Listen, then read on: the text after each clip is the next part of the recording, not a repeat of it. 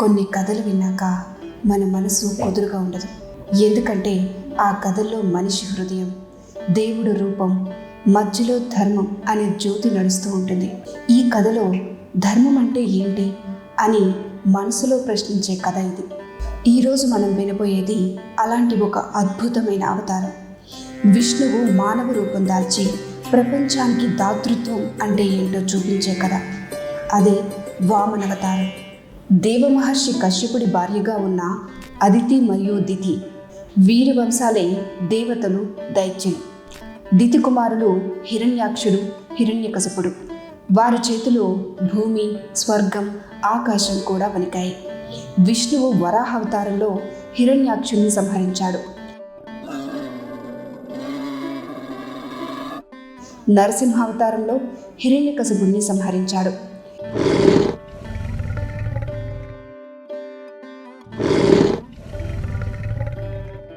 హిరణ్యకశపుడి వధ తర్వాత అతని కొడుకు ప్రహ్లాదుడు రాజ్యాన్ని జ్ఞానంతో పాలించాడు.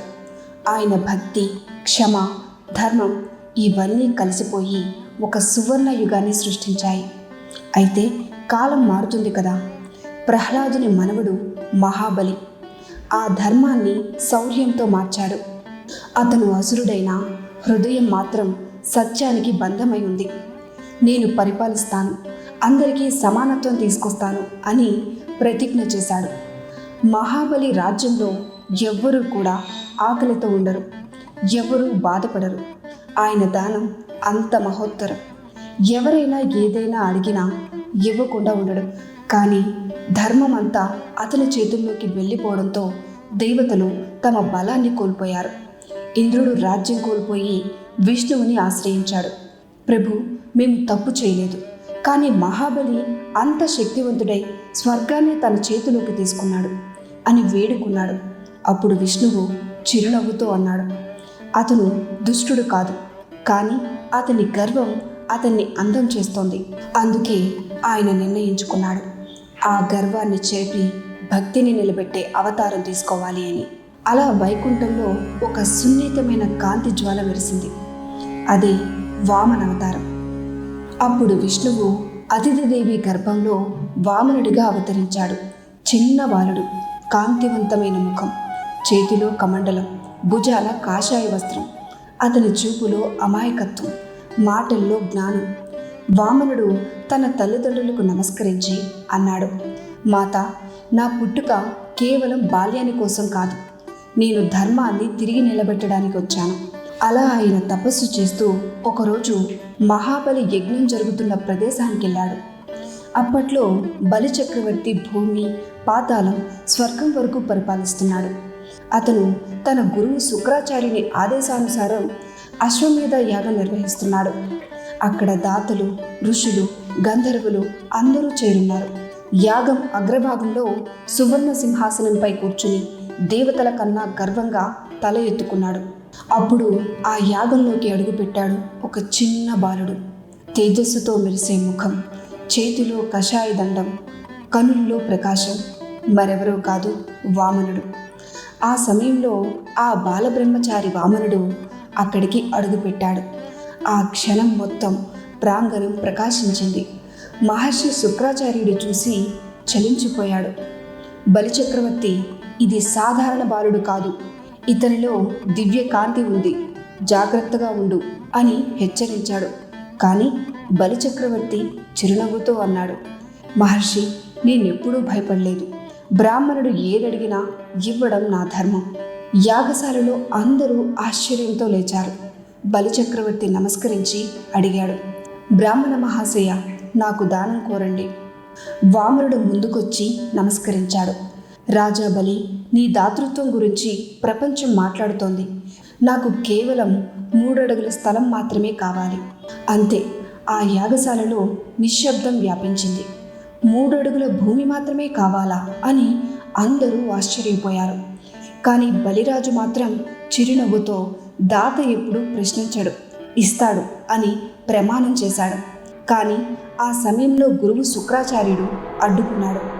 ఇతను స్వయంగా విష్ణువు, ఇతనికి నీవు ఇస్తే నీవు అన్నీ కోల్పోతావు, నీకు పరీక్ష జరుగుతోంది బలి అని హెచ్చరించాడు.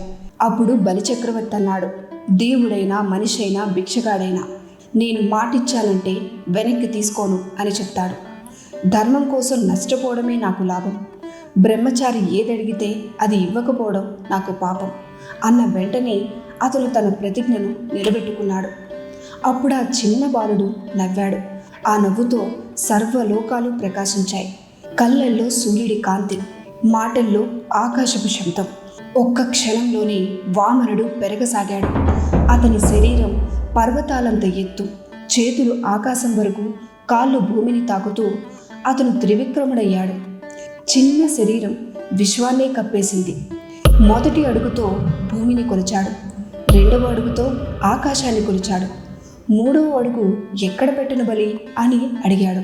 అప్పుడు మహాబలి తల వంచి కన్నీళ్లతో అన్నాడు, ప్రభు, నా గర్వం ఎక్కడికో పోయింది, ఇక మూడవ అడుగు నా తల మీద వేయండి అని చెప్తాడు. వామనుడు మెల్లగా తన పాదాన్ని బలి తల మీద ఉంచాడు. ఆ క్షణంలో భూమి, ఆకాశం, స్వర్గం అన్నీ ఒక్కటయ్యాయి.